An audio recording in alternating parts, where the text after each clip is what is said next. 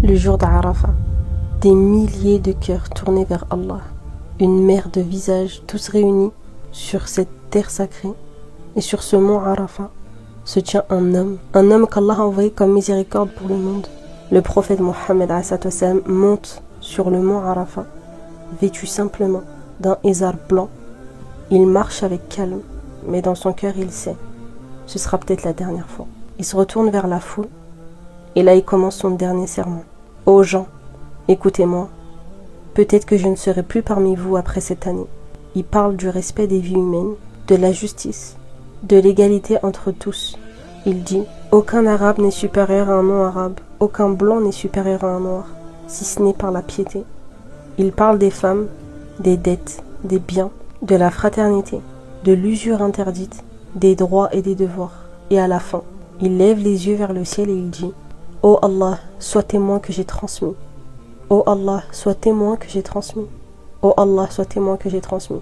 Et son fidèle compagnon Abu Bakr Saddiq radallahu anhu pleure. Il comprend, il sait que ce discours c'est un adieu. Et Omar ibn Khattab radallahu anhu pleure aussi. Il a peur, non pas de perdre, mais de voir cette umma forte aujourd'hui s'égarer demain. Les semaines passent, le prophète tombe malade et sa douleur est intense. Mais il reste digne. Il vit ses derniers instants dans la chambre de Aïcha, son épouse radallahu anha. Un matin, il ouvre les rideaux. Il regarde les compagnons prier, il sourit, il pense qu'il va sortir pour prier avec eux, mais non, il referme doucement. Et là, il fait signe à Abu Bakr, radallahu anhu, de continuer, comme s'il lui disait silencieusement, avancez sans moi désormais, prenez le relais. Puis arrive ce moment que seuls les prophètes connaissent. L'ange de la mort frappe à la porte. Oui, il frappe, car jamais il ne l'avait fait auparavant. Il est venu par respect. Et le prophète lui donne la permission d'entrer. Aïcha dira plus tard que le prophète lui avait confié un jour. Aucun prophète ne meurt sans qu'on ne lui donne le choix. Et ce jour-là, pendant qu'il repose sa tête sur la poitrine de Aïcha, elle l'entend dire doucement, plutôt la compagnie du Très-Haut. Il a donc décidé de partir. Il a choisi Allah. Et doucement, sa main retombe. Son âme le quitte, paisiblement, dans les bras de celle qu'il aimait.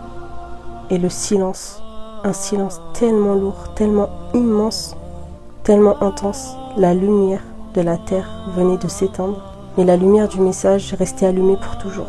Aïcha radallahu anha dit, il est mort entre ma poitrine et mon cou. Puis la nouvelle commence à se répandre à Médine, et là, les cœurs se brisent. Omar ibn Khattab lui refuse de croire à la mort du prophète ﷺ. Il entre dans la mosquée, l'épée à la main et crie. Certains hypocrites prétendent que le messager d'Allah est mort, mais non. Il n'est pas mort, il est allé à la rencontre de son Seigneur, comme Moïse est allé 40 nuits, puis revenu. Il reviendra comme Moïse est revenu, et je couperai la main et la tête de celui qui dira qu'il est mort. Les compagnons sont figés, certains tombent à genoux et d'autres s'effondrent. Mais Abu Bakr, calme et digne, entre dans la chambre du prophète ﷺ. Il découvre son corps. Il l'embrasse sur le front et dit, que mon père et ma mère te soient sacrifiés au message d'Allah. Tu as goûté la mort comme Allah l'a décrété, et tu ne mourras plus jamais après cela. Puis Abu Bakr sort, monte sur la chair et prononce les mots les plus puissants de l'histoire de l'islam après la révélation. Ô gens, celui qui adorait Mohammed, qu'il sache que Mohammed est mort. Mais celui qui adorait Allah, qu'il sache qu'Allah est vivant et ne meurt jamais. Et il récite ce verset. Mohammed n'est qu'un messager, des messagers sont passés avant lui. S'il venait à mourir ou à être tué, retourneriez-vous sur vos talons?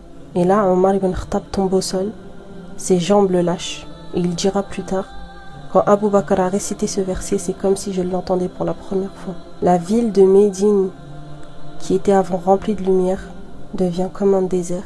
Les compagnons disent, le jour où le prophète ﷺ est arrivé à Médine, tout s'est illuminé. Et le jour où il est mort, tout est devenu obscur. La douleur des compagnons était immense, mais leur foi, leur amour, leur unité les a poussés à continuer.